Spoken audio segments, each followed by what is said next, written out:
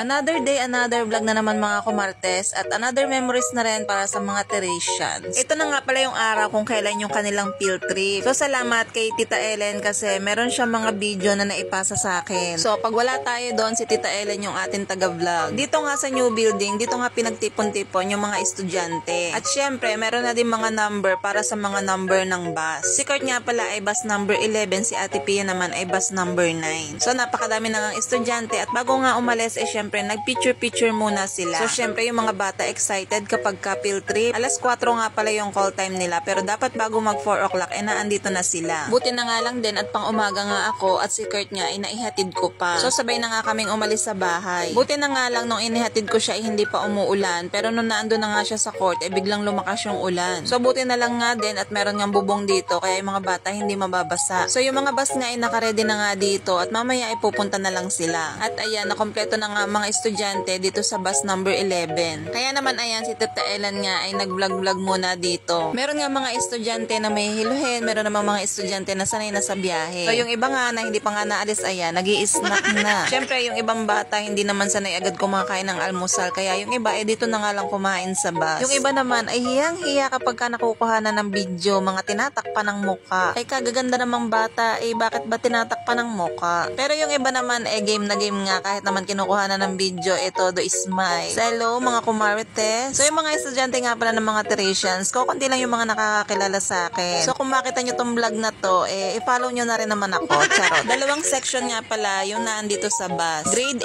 8 at saka grade 9. Hindi ko alam kung lahat ng mga kaklase ni Kurt nakasama nga sa field trip na to. Si Kurt kasi first time kong pinayagan na sumama sa field trip. At ayun nga, ngayon lang talaga. Kaya naman hindi nga yan masyadong nakatulog kasi nga excited nga sumama. Katabi nga daw pala niya yung kanyang best friend na si Zeo. Hindi ko alam kung anong oras na sila nakaalis niyan pero dapat ang alis nila ay alas 5 ng umaga. Dahil nga meron nga din silang sinusunod na oras at isa pa nga baka nga ma-traffic sila. Ang una nga pala nilang pupuntahan ay doon sa Noodles Factory kung saan doon ginagawa yung mga kinakain nating Payless. Syempre, Lucky Me. Pero nung sumama ako sa field trip nung college, doon nga pala kami nagpunta sa pagawaan ng gardenia. So sila Kurt naman sa pagawaan ng noodles. Buti na nga lang at nabilhan ko nga siya nitong neck pillow. Talagang pag nakakaantok sa bus nakakangalay sa leeg. Lalo na kung wala ka namang masasandalang jowa. Dito nga bumiyahe na nga sila at ayan, kita nyo naman sikat na yung araw pero makulimlim pa din. Si Kurt naman, binilinan ko siya na mag-video-video nga doon sa kanyang pupuntahan para nga ako may ma-vlog. So napakamasuno rin naman bata kasi puro video, walang picture. So yung ginagamit niyang cellphone nga pala dito ay pinaglumaan na nga pala ng aking asawa kaya medyo malabo na. So sabi ko sa kanya mag-antay-antay lang kasi baka December ko pa siya mabilhan ng bagong phone. Dahil nga sa school may mga activity kagaya nga ng mga ganito kailangan niya ng malinaw na camera. So hindi ko siya bibilhan ng iPhone. Sorry ha, pero hindi din talaga ako fan ng iPhone. Syempre wala naman tayong budget sa iPhone. Marami naman kasi ngayon naglalabasan na malilinaw na din naman yung camera pero budget friendly lang. So, sabi ko sa kanya magtyaga-tyaga na nga lang muna dito sa ginagamit niyang cellphone. Bilis na nga rin kasing ma-full storage. So andito na nga sila sa Noodles Factory. Hindi ko nga alam kung sa Santa Rosa din ba to. Kasi yung pagawaan ng gardenia sa Santa Rosa, Laguna kasi yon. So dito nga bawal nga magkuha-kuha ng video. Siguro dito lang sila sa labas pwedeng magkuha ng video pero doon nga sa mismong pagawaan bawal. Dito nga parang may pinapanood laang sa kanila. Yung mga kinakain natin pansit canton na paborito ni Kurt, ayan, dito yan ginagawa. So kung dyan pagawaan ng Payless, doon naman sa pinagtatrabahuhan ko pagawaan naman ng printer yon. So sayang lang sa bahay ni Kuya walang ganitong mga tour. So makikita nyo sana kung paano kami maghapit ng output. So ayan, ang Payless masarap lalo na kapag ka naulan. Comfort food na natin yan lalo na kapag ka malamig ang panahon. Pero syempre, wag araw-arawin kasi masama din naman sa katawan ang araw-araw naka-noodles. Masarap lang daw lalo na kapag ka nagkikrave ka ng mainit na sabaw. So dahil nga bawal nga silang mag-video doon sa mismong loob, hindi na natin makikita kung paano ginagawa ang noodles. So pagkatapos nga nila sa Noodles Factory, ayan, nandito na ulit nga sila sa kanilang bus. So ang next naman nila ay doon nga pala sila pupunta sa BGC. Kasi naandun pala yung susunod nilang pupuntahan sa Main Museum naman yon. So siguro naman doon pwede na mag-video-video. Binigyan nga pala sila ng Lucky Me, tigi-tigisa nga pala sila noon. Sabi ko nga kay Kurt, bakit hindi bumili? Sabi kasi ni Ate Pia, mura daw doon. Kaya nung nakita ko si Ate Pia, isang eco bag yung dala. Pero sa bagay, hindi naman kasi kami makain ng noodles. Mas paborito kasi ni Kurt ang pansit canton. Pero sabi ko nga sa inyo, hindi araw-araw. Masama din kasi kapag ka araw-araw. Dito na nga pala sila ngayon sa BGC. Kita nyo naman ang tataas ng building. Nakakatuwa din naman talaga si Kurt at maalam na din mag-video. So medyo nalito lang ako sa pagkakasunod-sunod. So syempre ako na lang yung mag-adjust. medyas. Bago ko nga ito i-edit, pinapanood ko muna isa-isa kung ano yung mga sunod-sunod na nangyari. So, andito na nga pala sila sa loob at kita nyo naman, merong buto dito ng dinosaur. So, according to the Bible, totoo talagang may dinosaur dati. Bago pa tayong mga tao, sila yung nauna. At sa ngayon nga, meron talagang mga nakukuhang buto ng dinosaur. So, dito kakaunti lang yung mga video ni Kurt. So, parang hindi nga ata nakuhanan lahat kasi paputol-putol yung video niya. Meron pa nga dito yung nawawala niyang kapatid. Uy, charot! Diba, Kurt, magkahawig kayo? Mas lamang ka nga lang ng isang paligo. So, ayan yung mga kaklase ni Kurt. Wow naman, ang popogi. So, shout out sa inyo. So, nakakatuwa lang kasi yung mga kaklase ni Kurt ngayon ay mga kasundo niya. So, dito nga nag-Starbucks pa nga sila.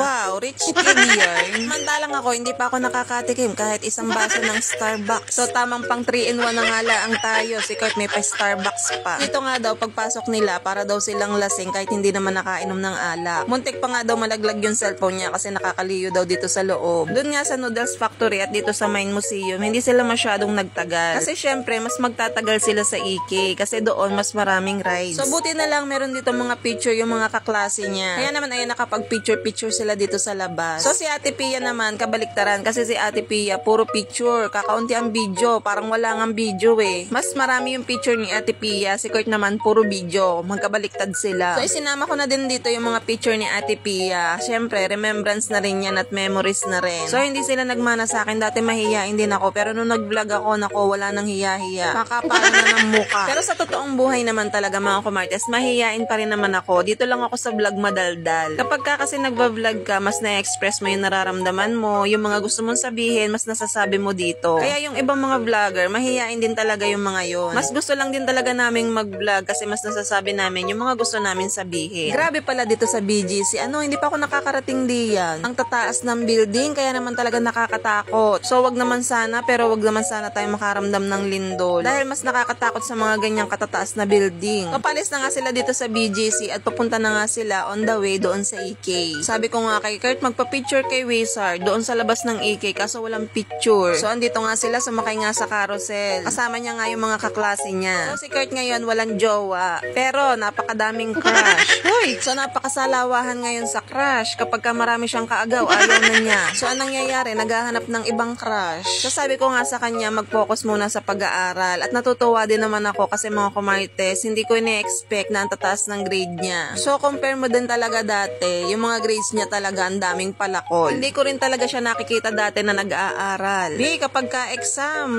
hindi mo makikita ang naghawak ng notebook. So, ibang-iba talaga yung environment. Lalo na yung mga kaklase mo, mga nag-aaral, syempre mamomotivate ka din kasi mapapag-iwanan ka. Kaya naman si Kurt, syempre nag-aaral na din ngayon. Syempre, i-flex ko yan at proud na proud naman talaga ako. Dahil hindi ko talaga yan inaasahan. Good thing din talaga na yung mga kaklase niya ay good influence sa kanya. Kaya naman hindi talaga ako nang hinayang na nailipat ko siya ng school. So, hanggang mag-senior high, doon ko na nga siya papapasukin. Dahil alam ko talaga na mas mapapabuti siya doon. Sa pa nga, natutuwa ako kasi mga kaklase niya, mga kasundo niya, ang ayaw na ayaw ko kasi talaga at halos lahat naman tayo mga magulang ang ayaw natin yung nabubuli yung mga anak natin. Kasi hindi naman talaga yan mawawala sa mga school. Si Kurt kasi sobrang barinuhin niya na kapag hindi siya nakapagtimpi, talagang papatulan ka niyan. Ayaw niya nang sinusura siya or inaasar siya. Kasi mabilis siyang magalit. Kaya buti na lang talaga yung mga kaklase niya. Syempre ayaw din sa mga bully. Kaya ang mga sinasamahan ni Kurt yung mga hindi bully. So ang kanila naman tamang asaran, pambarkada naman yon. Pero hindi talaga pambully na pang-asar talaga. Kaya sabi ko sa kanya kung may mambully man sa kanya, hanggat maaari iwasan na lang niya. Para iwas nga din sa gulo. So dito nga sa EK, mas na-enjoy nila kasi mas madaming rides. Kami nga silang nasakyan na rides pero dahil nga umuulan nito mga kumartes, hindi ko alam kung ano pa yung mga nasakyan nila. Tapos bumili nga daw sila ng kapote, yung disposable lang, yung medyo manipis. So magkabaliktad na naman sila ni Ate Pia. Si Ate Pia hindi takot mabasa. Si Kurt naman takot na takot mabasa. Kaya naman nung umuwi siya sa bahay, yung kanyang sapatos tuyong-tuyo. Samantalang yung ibang estudyanteng nakikita ko mga yapa kasi mga basa yung sapatos. So dito naman, sumakay naman sila dito sa parang bangka. Ay nako, yun sabi ko kay Kurt na wag siyang sasakay sa mga nakakatakot. Kabaliktaran. Lahat na nakakatakot na sasakyan, sinakyan. Sabi nga niya, nag-enjoy nga daw siya. Sana daw next year sa EK ulit. So dito naman, ito daw talaga yung parang lumabas yung kaluluwa niya. Muntik pa nga daw siyang mapaihi niya. Kasama niya ulit yung BFF niya. Balak pa nga ni Kurt nung una, kay Ate Pia siya sasama. Kasi nga, nung mga panahong yun, hindi pa niya mga ka-close yung mga kaklase niya. At isa pa nga, mahihirapan nga si Teacher John na hanapin siya kasi nga nasa ibang batch siya. Kaya nung mga nakasundo na nga ni Kurt yung mga kaklase niya, yun, nagbago yung isip niya. Doon na nga daw siya sasama sa mga kaklase niya. Video credit nga pala dun sa kumuha ng video nito. Ewan ko kung sinong napakisuyuan ni Kurt para kumuha ng video na to, pero shout out. Kasi ayan, meron tayong video kung paano lumuwa ang kaluluwa ni Kurt. Hindi ko alam kung kinabahan ba sila sa pagsakay dyan. Yung pagtaas pa nga lang yan, parang hinahalukay na yung bituka mo eh. Ano pa kaya yung bitawan ka kapag di ka na mahal? Buti nga isang baba lang yun eh. Paano kung itinaos ulit tas bababa ulit? Buti na lang talaga ito si Kurt ay hindi nga nagsuka. Pero bago naman umalis ng bahay, pinainom ko naman niya ng Bonamine. So ayan, parang lambot ang mga tuhod. Pero enjoy naman. Siguro uulit pa sila sa susunod. Dahil nga mas na-enjoy nila ang sumakay ng rides, yung iba nga ay wala ng video. So dito naman mga picture naman to ni Ate Pia na kinuha ko lang din sa kanya. Dahil nga hindi nga siya mahilig mag-take ng mga video, ayan, mga picture na lang yung papakita ko sa inyo. Grabe no, parang kailan lang, pero si Ate Pia dalagan-dalaga na. So si Ate Pia ang kauna-unahan namin pamangkin. Siya ang pinakapanganay. At next year, malapit na nga pala siya mag-18, magdidibo na. Hanggang alas 8 nga pala sila dito sa EK at kita nyo naman yung ibang bata nga, basa na. Buti na nga lang, sabi nga sa GCM, magdala nga daw ng mga pamalit. Si Kurt nga ay may baon din tsinelas in case nga nababasa yung sapatos niya, meron siyang pamalit. Kaso yung ibang bata walang dala, kaya ayun, nung bumaba sa bus, mga yapa. Lahat nga sila ay mga nagpalit nga ng damit kasi nga nabasa ng ulan. Si Ate Pia nga ay basang-basa nga din sa ulan, kaya sabi ni ate, pagka uwi sa bahay ay maligo agad. At bago nga umalis dito sa EK, pinagpalit na nga yung mga estudyante ng kanilang mga pamalit. At ito nga pala yung nabili ni Kurt sa EK, tapos meron siya na panalunan. At dahil kulay pink, akin yan. Char. Hanggang dito na lang mga kumartes ang ating field trip vlog, at ayan, pauwi na sila. Thank you for watching. Bye!